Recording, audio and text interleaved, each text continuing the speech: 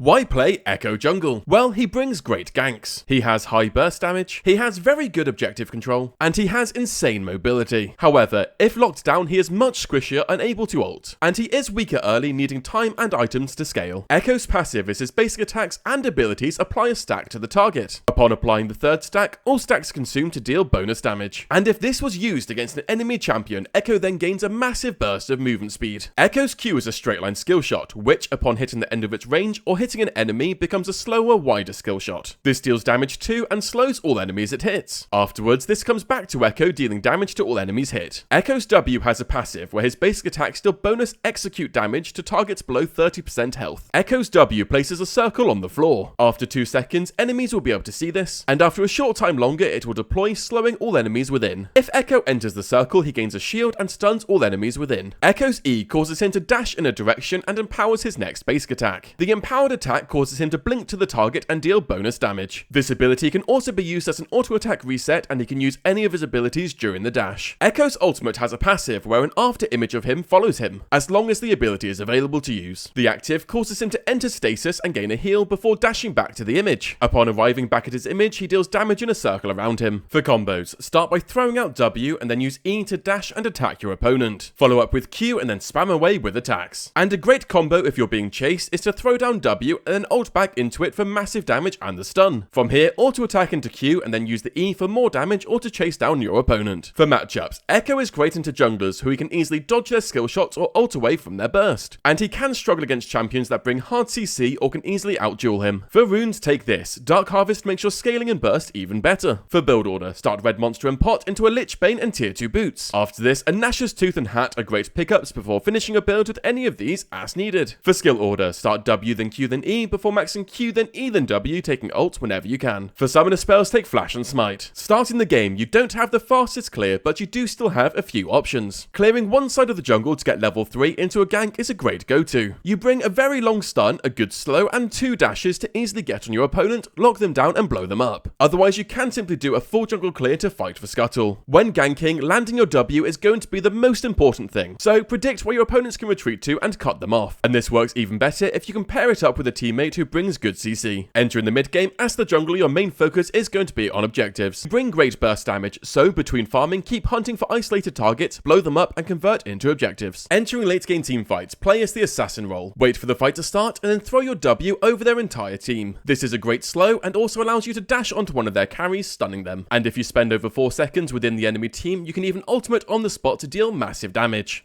And that's how to play Ekko Jungle. If this video helped you, leave it a like and comment below who you want to see next.